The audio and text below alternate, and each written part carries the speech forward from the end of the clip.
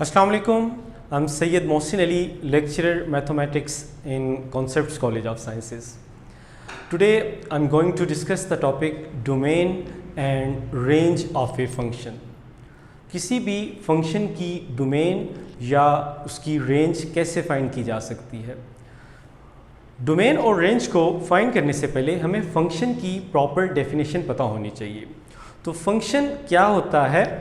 It is a relation, it is a rule relating two sets, let's suppose set A and B, two sets in such a way that each element in first set corresponds to one and only one element in set B. क्या मतलब है इसका कि आपके पास अगर हम set A में से कोई एलिमेंट चूज़ करते हैं और उस पर फंक्शन अप्लाई करते हैं या उसे फंक्शन में पुट करते हैं तो हमारे पास जो सेकंड सेट है उसका एक ही इमेज आए फर्स्ट सेट के एलिमेंट का। इसे एक एग्जांपल से मैं एक्सप्लेन करता हूँ। हमारे पास एक फंक्शन है f of x equal to 2x plus 1। Suppose मैं पुट करता हूँ x इक्वल टू 2, तो हमारे पास f of 2 equal to 2 into 2 plus 1 which is equal to 5। तो सेट A का एलिमेंट 2 पुट करने से रिजल्ट हमारे पास आ रहा है 5। तो ऐसा कभी पॉसिबल नहीं होगा फंक्शन के अंदर कि अगर हम सेट A का एक एलिमेंट पुट करें तो उसके दो रिजल्ट आ रहे हों। अगर सेट A का एलिमेंट पुट करने से आपके पास उस रिलेशन में 2 रिजल्ट्स आ रहे हैं तो वो आपके पास फंक्शन नहीं बल्कि रिलेशन बन जाएगा। ठीक है, तो फंक्शन के लिए ज़रूरी है कि सेट A के जितने भी एलिमेंट्स हैं उनका सेट B में सिर्फ एक ही इमेज हो। तो डोमेन और रेंज की तरफ आते हैं। डोमेन और रेंज को समझने के लिए आपके पास डिफरेंट टाइप्स हैं फंक्शन की। वन बाय वन मैं ईच टाइप को एक्सप्लेन करूंगा और उसमें आप इजीली तमाम टाइप्स के फंक्शन की डोमेन और रेंज को समझ सकते हैं। डोमेन बेसिकली हम कहते हैं इनपुट को। सपोज हमारे पास ये एक फंक्शन है f ऑफ x, ये एक फंक्शन है, इसमें हम कुछ इनपुट कर रहे हैं, इनपुट x की वैल्यूज पुट कर रहे हैं और ये हमें रिजल्ट देगा जिसे हम कहते हैं आउटपुट। जो आपके पास इनपुट है इसे हम कहते हैं डोमेन और जो हमारे पास आउटपुट है ये हमारी है रेंज। अब किसी भी फंक्शन में क्या कौन से रियल नंबर्स पुट किए जा सकते हैं और उनका पॉसिबल रिजल्ट क्या आ सकता है, तो जो वैल्यूज़ हम पुट करेंगे वो हमारी डोमेन होगी और जो हमारा पॉसिबल रिजल्ट्स आएंगे वो हमारी रेंज है। तो हमारी फर्स्ट टाइप है फंक्शन की, अगर हमारे पास कोई कांस्टेंट फंक्शन हो, लेट हमारे पास है f of x equal to constant. अब ये एक कांस्टेंट फंक्शन है तो कांस्टेंट फंक्शन की डोमेन हमारे पास होती है ऑल रियल नंबर्स। तमाम रियल नंबर्स इस फंक्शन में पुट किए जा सकते हैं। सपोज मैं एक एग्जांपल देता हूँ f of x equal to 3। अब मैं x की जगह जितने भी रियल नंबर्स, सारे रियल नंबर्स अगर मैं यहाँ पे पुट करूँ, हमारा इस फंक्शन पे कोई फ़र्क, फंक्शन अनडिफाइंड नहीं हो रहा। तो फंक्शन की डेफिनेशन ये है कि फंक्शन को अनडिफाइंड नहीं होना चाहिए। ठीक है, तो हमारे पास इसमें डोमेन में तमाम रियल नंबर्स को पुट किया जा सकता है। इस फंक्शन में कोई फ़र्क नहीं पड़ेगा, ये अनडिफाइंड नहीं होगा आपके पास। हमारे पास इसकी रेंज आएगी जस्ट 3 क्योंकि ये कांस्टेंट फंक्शन है और कांस्टेंट फंक्शन में जितनी मर्जी वैल्यूज़ आप पुट कर लें x की, उस फंक्शन में कोई फ़र्क नहीं पड़ेगा, वो कांस्टेंट ही रहेगा आपके पास। तो जब भी आपके पास कांस्टेंट फंक्शन दिया हो तो उसकी डोमेन ऑल रियल नंबर्स होते हैं और रेंज दैट कांस्टेंट नंबर होता है आपके पास। सेकेंडली हमारे पास सेकेंड टाइप है, अगर हमारे पास कोई फंक्शन लीनियर हो, जैसे हमारे पास ax प्लस b एक लीनियर फंक्शन है, तो लीनियर फंक्शन की डोमेन हमारे पास आएगी ऑल रियल नंबर्स। इसकी एग्जाम्पल देखें तो हमारे पास suppose f of x equal to 2x plus 3 एक लीनियर फंक्शन है। तो इस लीनियर फंक्शन में x की जो मर्जी वैल्यू, जो मर्जी रियल नंबर पुट कर लें, आपका फंक्शन अनडिफाइंड नहीं हो रहा। तो फंक्शन की डेफिनेशन के मुताबिक इसमें रियल नंबर्स, तमाम रियल नंबर्स पुट किए जा सकते हैं, लेकिन इसकी रेंज क्या होगी? तो रेंज देखें, जब तमाम रियल नंबर्स पुट किए जा सकते हैं तो रिज़ल्ट भी तमाम रियल नंबर्स आएंगे आपके पास। ऐसी कोई कंडीशन नहीं बन रही कि हमारे पास कोई वैल्यू रिज़ल्ट में ना आए। तो जो डोमेन आपकी इसकी रियल नंबर है तो इसकी रेंज भी आपके पास ऑल रियल नंबर्स होंगे। तो आपके पास कोई भी लीनियर फंक्शन जो जस्ट डिनोमिनेटर में हो, उसका न्यूमिनेटर में हो, जिसका डिनोमिनेटर हमारे पास 1 हो, तो उसमें तमाम रियल नंबर्स पुट किए जा सकते हैं और उसकी रेंज भी तमाम रियल नंबर्स ही होंगे। थर्ड टाइप है हमारे पास, अगर हमारे पास कोई फंक्शन स्क्वायर रूट में आ जाए, जैसे हमारे पास f of x equal to under root x plus 5। अब हमारा लीनियर फंक्शन स्क्वायर रूट के अंदर है, तो इसकी डोमेन क्या होगी? कौन कौन सी वैल्यूज़ हम यहाँ पे पुट कर सकते हैं? तो इसकी डोमेन है हमारे पास, जब भी स्क्वायर रूट में वैल्यूज़ आए तो आपने उस फंक्शन को ग्रेटर देन इक्वल टू 0 रखना है। क्यों ऐसा करना है कि स्क्वायर रूट के अंदर अगर नेगेटिव वैल्यू आ जाएगी तो वो एक इमेजिनरी फंक्शन बन जाएगा, जबकि हम रियल वैल्यूड फंक्शन पढ़ रहे हैं। तो रियल वैल्यू फंक्शन, ये रियल फंक्शन तभी रह सकता है जब इसकी डोमेन 0 या पॉजिटिव रियल नंबर होगा आपके पास। तो अंडर रूट के अंदर हम नेगेटिव नंबर नहीं ला सकते। दैट्स वाई अंडर रूट के अंदर हमेशा 0 या 0 से ग्रेटर वैल्यू होनी चाहिए। तो अंडर रूट के अंदर x प्लस 5 है तो हम इसे ग्रेटर देन इक्वल टू 0 रखेंगे, तो x is greater than equal to -5। अब हम इसकी जो डोमेन लिखेंगे वो -5 से लेके पॉजिटिव इन्फिनिटी तक सारी वैल्यूज़ हम इसमें पुट कर सकते हैं। हमारे पास जो स्क्वायर ब्रैकेट है ये हमारे पास क्लोज इंटरवल के लिए लिखी जाती है। क्लोज इंटरवल का मतलब है कि -5 इसमें इंक्लूडेड है, -5 आप पुट कर सकते हैं। और जो आपके पास ये पेरेंथेसिस ब्रैकेट है ये हमारे पास ओपन इंटरवल के लिए लिखी जाती है। ओपन इंटरवल का मतलब है कि ये वैल्यू इसमें शामिल नहीं है। पॉजिटिव इन्फिनिटी, हमें नहीं पता इन्फिनिटी आगे कहाँ तक जा रही है, तो इन्फिनिटी हमेशा इसमें शामिल नहीं होती, इसलिए इन्फिनिटी के लिए हम ओपन इंटरवल लिखते हैं। ठीक है, तो हमारे पास close interval and open interval के लिए ये ब्रैकेट्स यूज़ होती हैं। नेक्स्ट हमारे पास इसी फंक्शन की रेंज है। रेंज के लिए हमारे पास सबसे फर्स्ट वैल्यू हम कौन से पुट कर सकते हैं डोमेन में? -5। तो -5 अगर इस फंक्शन में पुट करें तो -5 प्लस 5 इक्वल टू 0, तो हमारी रेंज की फर्स्ट वैल्यू 0 आएगी। तो अंडर रूट वाले फंक्शन में, सिंपल जो अंडर रूट का फंक्शन है उसमें आपके पास जो रेंज है वो आप फर्स्ट डोमेन पुट करें, जो फर्स्ट रिजल्ट देगा वही रेंज वहाँ से स्टार्ट होगी। तो 0 से स्टार्ट हो रही है और पॉजिटिव इन्फिनिटी तक 0 इंक्लूडेड है, जबकि पॉजिटिव इन्फिनिटी आपके पास इसमें इंक्लूडेड नहीं है।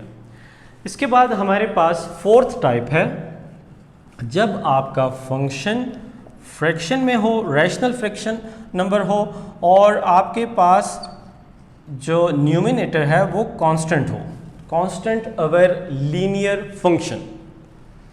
तो ऐसी टाइप में आपने जो डोमेन फाइंड करनी है वो आपके पास आएगी कि हमारा डिनोमिनेटर कभी भी 0 नहीं बनना चाहिए, क्योंकि जब डिनोमिनेटर 0 हो जाएगा, एनी वैल्यू डिवाइडेड बाय 0 वो अनडिफाइन हो जाएगा हमारे पास। तो हमारा फंक्शन अनडिफाइन नहीं होना चाहिए। तो इसके लिए आप जो डिनोमिनेटर है इसे हमेशा लिखेंगे कि ये नॉट इक्वल टू 0 होनी चाहिए। डिनोमिनेटर अगर नॉट इक्वल टू 0 है तो ax is not equal to -b and x is not equal to -b by a। इसका मतलब है हमारी डोमेन तमाम रियल नंबर्स तो पुट किए जा सकते हैं, लेकिन -b बाय a हम नहीं पुट कर सकते। ठीक है, minus b by a put करने से ये अनडिफाइन हो रहा है, बाकी कोई भी वैल्यू आप पुट कर लें आपका आंसर पॉसिबल है। तो इसका मतलब है कि डोमेन में आप डिनोमिनेटर को ज़ीरो के इक्वल नहीं पुट कर सकते, ज़ीरो नहीं आनी चाहिए आपका डिनोमिनेटर। तो all real number minus b by a. अब इसकी जो रेंज है आपके पास वो आपके पास आएगी all real numbers minus zero. Zero result कभी भी नहीं आएगा जब आपके पास न्यूमिनेटर में कांस्टेंट टर्म है। अब ये कैसे पॉसिबल है, एक एग्जांपल से देखते हैं। f of x equal to 1/2x - 5, तो इसकी डोमेन क्या होगी, 2x - 5 must not be equal to 0। यह आ जाएगा आपके पास 2x equal to 5, x equal to 5/2।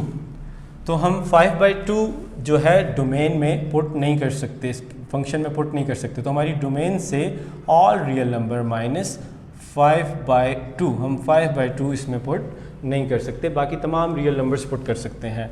इसी तरह हमारी जो रेंज है, मैंने बताया आपको, अगर कांस्टेंट अवर लीनियर फंक्शन हो तो हमेशा रेंज जो है आपके पास all real numbers minus zero result कभी भी नहीं आ सकता। अब क्यों नहीं आ सकता, सपोज करते हैं कि इसका रिजल्ट ज़ीरो आ सकता है, 1/2x - 5 का रिजल्ट ज़ीरो आ सकता है। क्रॉस मल्टीप्लिकेशन करें, 1 = 0 × 2x - 5, यह आ जाएगा 1 = 0। 1 तो 0 के इक्वल नहीं होता, विच इज़ नॉट पॉसिबल। तो रिजल्ट हमारा ज़ीरो कभी नहीं आ सकता। कोई भी ऐसी वैल्यू नहीं है, कोई भी ऐसा रियल नंबर नहीं है जिसे हम 1 से या किसी भी कांस्टेंट नंबर से डिवाइड करें तो हमारा रिजल्ट ज़ीरो आ जाए। ज़ीरो तभी आ सकता है जब हमारा न्यूमिनेटर ज़ीरो हो, तो न्यूमिनेटर तो ज़ीरो है ही नहीं, वो तो एक कांस्टेंट नंबर है, दैट्स वाई हमारा रिजल्ट कभी भी ज़ीरो नहीं आ सकता। इसीलिए रेंज में से हम ज़ीरो को निकाल देंगे।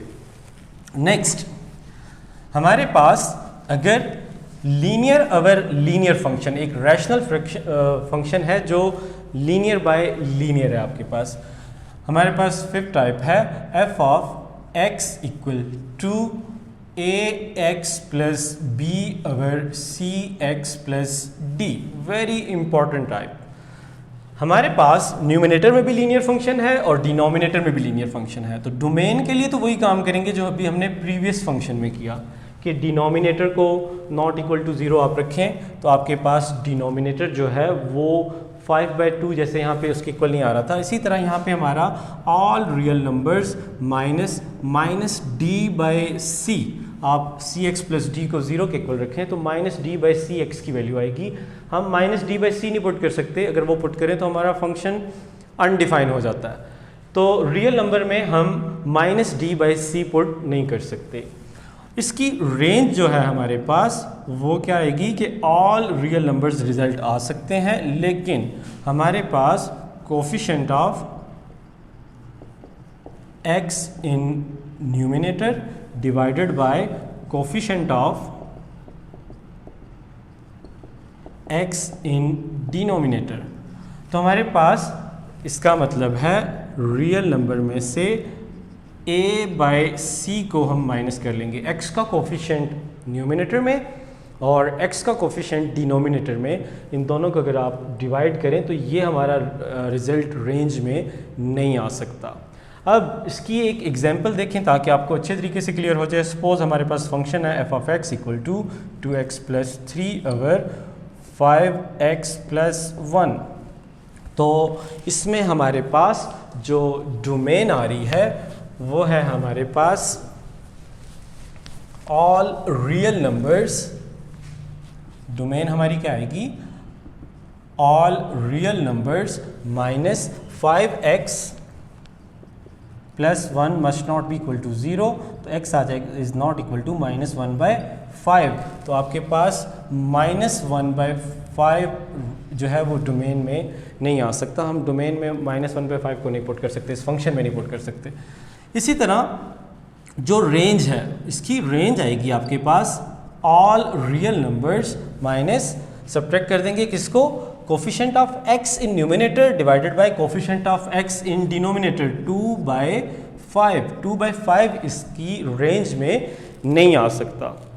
तो क्यों नहीं आ सकता, इसलिए नहीं आ सकता, सपोज हम कहते हैं कि इसकी रेंज में 2/5 आता है, रिजल्ट आ सकता है 2/5 के इक्वल, सपोज कर लेते हैं 2/5 के इक्वल इसका रिजल्ट आ सकता है। क्रॉस मल्टीप्लिकेशन करें तो ये आ जाएगा 10x + 15 = 10x + 2।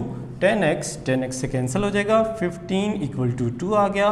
15 कभी भी 2 के इक्वल नहीं होता, तो हम इसको सेटिस्फाई नहीं कर पाए इस रिज़ल्ट को कि हमारा इस फंक्शन का रिज़ल्ट कभी भी 2/5 के इक्वल नहीं आ सकता। तो सिंपली आपने याद रखना है कि जब भी लीनियर बाय लीनियर फंक्शन हो तो coefficient of x in numerator divided by coefficient of x in denominator, ये आप अपनी रियल नंबर में से निकाल देंगे तो ये आपकी रेंज बन जाएगी। नेक्स्ट हमारे पास एक और फंक्शन है लॉगरिथमिक फंक्शन। आपको पता है कि हम नेगेटिव नंबर का लॉग नहीं फाइंड कर सकते। हमारे पास 6 टाइप है, f of x = log of x, ठीक है। तो हम किसी भी नेगेटिव नंबर का लॉग फाइंड नहीं कर सकते। इसका मतलब है कि हमारी जो डोमेन है वो आ जाएगी ऑल पॉजिटिव रियल नंबर के साथ हम पॉजिटिव का साइन लगाएंगे। अब इसकी एग्जांपल देखें। सपोज हमारे पास एक क्वेश्चन है, log of x raised to the base 10 equal to, या log ऑफ -1, एक नेगेटिव नंबर ले लेते हैं, log of -1 to the base 10 equal to x। अगर मैं इसको एक्सपोनेंशियल फॉर्म में कन्वर्ट करूं तो एक्सपोनेंशियल फॉर्म इसकी क्या बनेगी, 10 raised to power equal to -1। अब x की कोई एक ऐसी वैल्यू आप बता सकते हैं कि जो 10 raised to power में मैं लिखूं तो आंसर हमारा माइनस में नेगेटिव आ जाए, -1 आ जाए।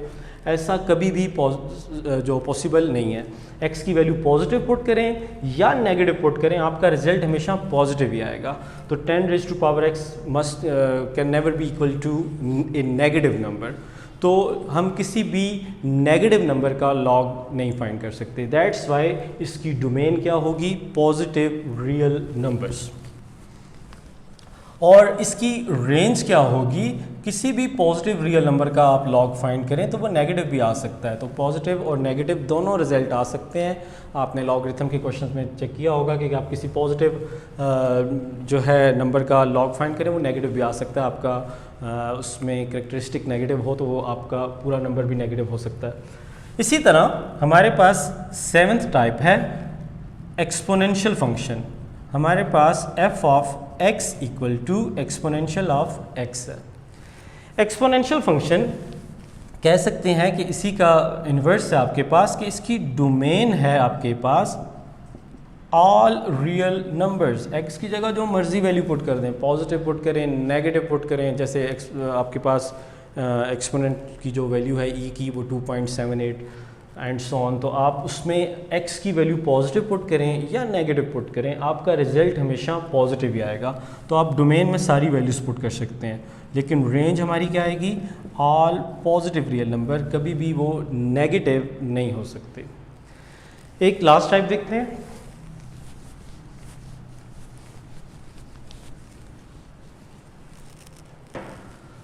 हमारे पास टाइप 8 है, f of x equal to absolute value x plus 3 कह लें, एक एब्सोल्यूट वैल्यू हमारे पास। तो आपको पता है कि एब्सोल्यूट वैल्यू में पॉजिटिव नंबर पुट करें या नेगेटिव नंबर पुट करें, रिजल्ट हमेशा पॉजिटिव ही होता है by definition of absolute value. तो हमारी जो डोमेन है कि हम इसमें तमाम रियल नंबर्स पुट कर सकते हैं, पॉजिटिव पुट करें या नेगेटिव पुट करें, फंक्शन अनडिफाइंड नहीं होता। लेकिन इसकी रेंज क्या आएगी आपके पास, ऑल पॉजिटिव रियल नंबर। कभी भी जो आपके पास इस फंक्शन में कभी भी वैल्यू नेगेटिव नहीं हो सकती। ये एक absolute value function, absolute value हमेशा नेगेटिव वैल्यू को भी पॉजिटिव कर देता है। होप आपको ये लेक्चर समझ आया होगा, और इस लेक्चर में जो मैंने डोमेन और रेंज की टाइप समझाई, अगर आप इन टाइप्स को फॉलो करेंगे, इनको अच्छे तरीके से समझेंगे, तो आप डोमेन और रेंज का कोई भी क्वेश्चन सॉल्व कर सकते हैं। अल्लाह हाफ़िज़।